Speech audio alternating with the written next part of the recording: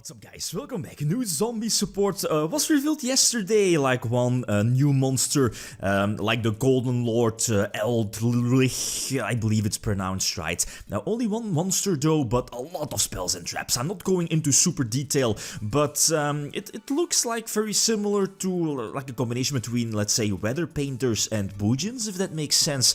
This is the current build. I wanted to keep it 40 cards sharp. Most of the new spell and traps of the, this like Golden Lord or Eldlich archetype are in the main deck. They have like a tanky, and the advantage of this archetype is that all of their spells and traps have like multiple effects, so that's already quite solid, but it lacks some consistency and some power. Anyway, so their continuous spell, it looks like a field spell, it's like a tanky and foolish burial. They have like an emergency teleport and a quick play monster reborn. They have, well, two actually, like also like a hero lives, being the trap card, a red splatter I believe the name is. They have an infinity barrier, which is searchable, like the searching capabilities of this deck is quite good. Only a 2-of here in the deck. It's not really a starter card, but the fact that you can search it out makes it quite convenient. The archetype is also known for continuous traps that turn themselves into monsters. They are quite important since they'll be searched out by your other cards. And most importantly, those monster traps, when they are in your graveyard during the end phase, you can banish the copy to like set something from your deck, and that keeps the engine rolling.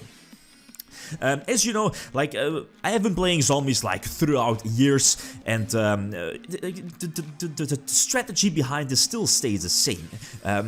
Especially for this particular archetype, is to get your Golden Lord on the field, and then it turns on most of your, like good spell and trap cards effects.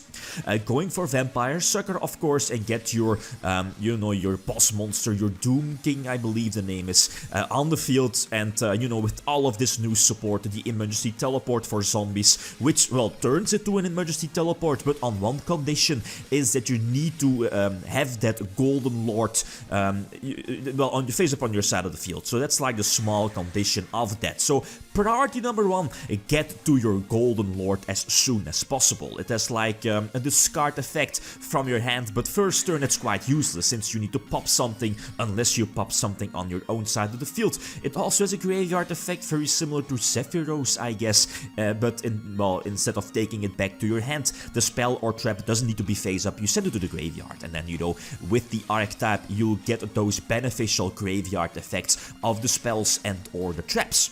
Keep in mind that most of these like cards, like one of the new cards, or these new cards, spells and traps, only can be used, or one of those 2 effects can only be used once per turn.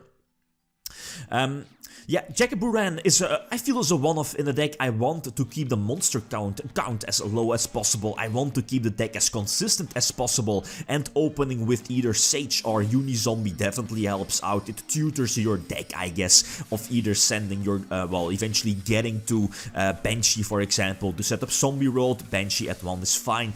Eventually, you could go for Jackaburan as well, but quite conveniently is that during your own turn, during the end phase, you can banish one of your monster traps in the graveyard to search a couple of cards, one of them being Red Splatter. Red Splatter is like a hero lives for basically any zombie from your deck, but with the small condition that you need to have that Golden King on your side of the field. But again, as I mentioned before, it's super easy to first of all get to your Golden King, again, thanks to the emergency teleport, thanks to the multiple reborn cards, Unizombie for example. I mean, you have so many options, and of course the built-in monster reborn effect from the graveyard also helps. Well, take it back to your hand, and then you're able to special summon a zombie from your hand. But most cases, you will just get your Golden King to the field. Jackaburan feels quite nice, as the ability to trigger during your opponent's turn, but small downside is that, as you saw, with Jackaburan you can only use it during your opponent's main phase, and again, I wasn't able to interrupt here with the Infinity Barrier of the archetype, because you need to control the Golden King on your side of the field, and I would have been able to get Golden King on the field with Jackaburan's Monster Reborn effect, but again, I had to wait to the main phase, and then my opponent has priority to act first during the main phase. So that was like a small hinder, but again, I want to maximize the value of a Vampire Sucker getting the Monster Reborn effect as well. So yeah, some shenanigans with Jackaburan, and the fact that this archetype, or the biggest advantage of this archetype, is that, okay, you'll be using your spells, your traps, special summon something from the deck, gain those beneficial searches for example, but during your next turn, when those spells and traps are in your grave, you can just banish them and get those graveyard effects to search even more cards, and that sets up your engine. Just pop themselves again, or you know, use their effects, pop your opponent's stuff, and during the end phase banish the monster trap, and you know, you just keep your cycle going, since that small cycle equals into an Infinity Barrier every time. Like, you know, it's quite crazy if you think about it. But as I mentioned before, the archetype currently with only one monster, we might be getting more monsters, but a lot of spells and traps, still is very vulnerable to the strategy, to this same strategy as Zombie was using before with the Doom King, etc. To generic cards like DD Crow and Call by the Grave, for example. Or maybe a well-timed Ash Blossom could stop this deck in its tracks. So, but even then, I mean, you have a lot of recovery plays, but a well-timed DD Crow and Call by the Grave are definitely the bigger problems. That's why I keep running, I was running the Golden King at 3 in the main deck, but that felt a bit too much. You can search it out with basically any other card, any other zombie monster and or spell or trap, so that's fine. I feel 2 is fine. But, and same for the Doom King. Doom King, it's one of your boss monsters, and the fact that basically everyone and their mother is main-necking the DD Crow and or Call by the Grave, I feel that you need to run that second copy of Doom King, even though it's searchable off of your level 1, right? So yeah, anyway, Unizombie immediately could get your Golden King into the graveyard, and then you can send a spell or trap on your side of the field to the graveyard to get it back in the hand, and then special summon it, or special summon any other zombie from your hand. But this is your desired setup. Work towards your Vampire Sucker to potentially get a draw with your Doom King, for example, and of course, priority number 1, get your Golden King on the field, which is again quite easy.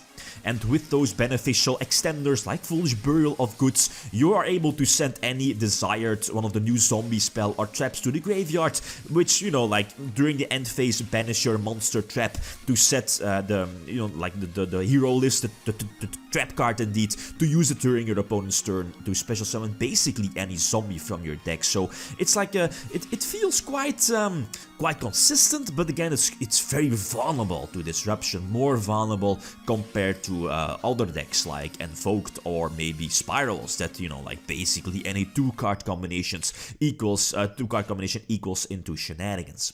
So again, yeah, the Jackaburan keeps recycling stuff. Just get Doom King on the field with the monster effect negation and the banish interruption, Vampire Sucker for the draw, and of course, you know, your sub and your main engine, I guess, with your Eldlich, your Golden Lord with the Infinity Barrier, with those multiple monster reborns, and not to forget one of the monster traps, which is currently at 2 in the deck, has the ability to pop a face-up card from the opponent. So just use it, special summon it as a monster, level 5 monster by the way, and then you can pop one face-up card from the opponent. So that's again quite good, actually, and not to forget the graveyard effect. So here, I was like, well, this might be game, but nope. Lagia again does not negate, Golden Lord's summon here. So I try to attack overhit, but of course, Conductor Tyranno is definitely going to put that face down. I still have Red Splatter here set, which is again the hero list from the deck. It can basically special summon any other zombie monster from the deck, unless of course you don't have your Golden King on the field. Then you're forced to special summon Golden King.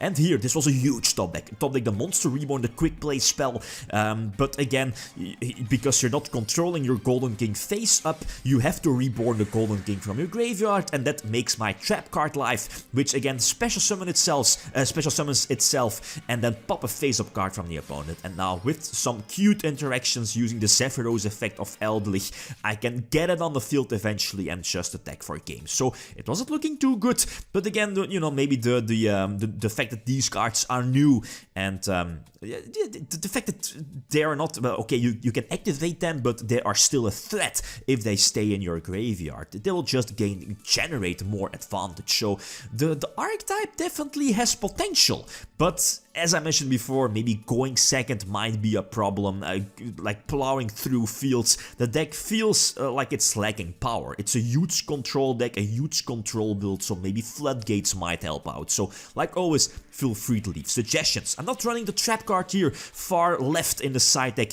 It's like it could potentially nuke the entire field or half the life points, I think. But it's not really a starter card, and I prefer to keep the deck at 40. But again, it's also an option. Okay, guys, that's it. Thanks for watching. Feel free to leave a comment or like if you enjoyed the video. Lithium signing out. Peace.